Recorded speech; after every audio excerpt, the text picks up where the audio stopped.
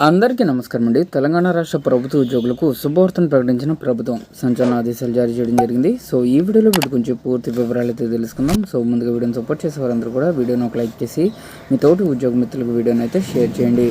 ఛానల్ని ఫస్ట్ కనుక విజిట్ చేసినట్లయితే తప్పనిసరిగా సబ్స్క్రైబ్ అయితే చేసుకుని పక్కన ఉండే బెల్ సింబల్ని యాక్టివేట్ చేసుకోండి. తెలంగాణ రాష్ట్ర వ్యాప్తంగా ఉద్యోగులు పెన్షనర్లకు ప్రభుత్వం గుడ్ న్యూస్. సో ఉద్యోగులకు బిగ్ అప్డేట్ అయితే రావడం జరిగిందండి. తెలంగాణ ప్రభుత్వం మరో కీలక నిర్ణయం తీసుకుంది. ఆరోగ్య పథకంలో మార్పులకు సిద్ధమైంది. ప్రభుత్వ ఉద్యోగులు, ఉపాధ్యాయులు, విశ్రాంతి ఉద్యోగులకు కొత్త ఆరోగ్య పథకాన్ని అమలు చేయబోతున్నారు.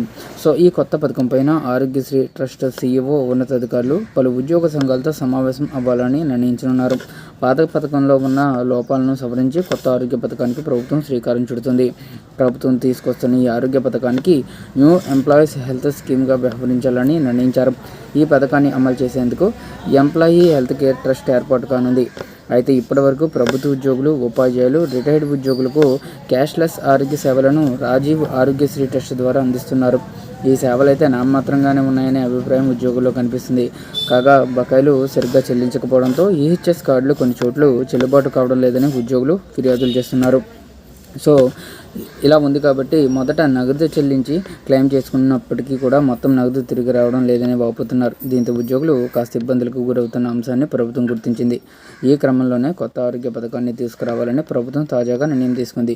ఇదే సమయంలో ఉద్యోగులు కంట్రిబ్యూషన్ పైన తాజాగా కీలక ప్రతిపాదన చేశారండి. ఇక ఉద్యోగుల భాగస్వామ్యంతో ప్రభుత్వం తాజా నిర్ణయం మేరకు కొత్తగా అమలయ్యే పథకంలో ఉద్యోగుల బేసిక్ నుంచి 1.5% నగదు భాగస్వామ్యంతో అమలు చేయాలని భావిస్తున్నారు. ఈ మేరకు కొత్త మార్గదర్శకాలు విడుదల చేసేందుకు సర్కార్ సిద్ధమైనట్లు సమాచారం. ఒక ప్రభుత్వ ఉద్యోగికి 50,000 బేసిక్ పే ఉంటే నెలకు 750 రూపాయల వరకు కొత్త పథకంలో ఉద్యోగిని కంట్రిబ్యూషన్గా చెల్లించాల్సి ఉంటుందని చెబుతున్నారు. గురువారం ఉద్యోగ సంఘాలతో ప్రభుత్వం ఏర్పాటు చేసిన సమావేశంలో ఈ పథకం అమలు విధి విధానాలపై పూర్తి స్పష్టత రాబోతుంది. తొలుత ఈ పథకాన్ని బీమా విధానంలో అమలు చేయాలనుకున్న తర్వాత ట్రస్ట్ విధానంలోనే అమలు చేసేందుకు ప్రభుత్వం నిర్ణయించింది.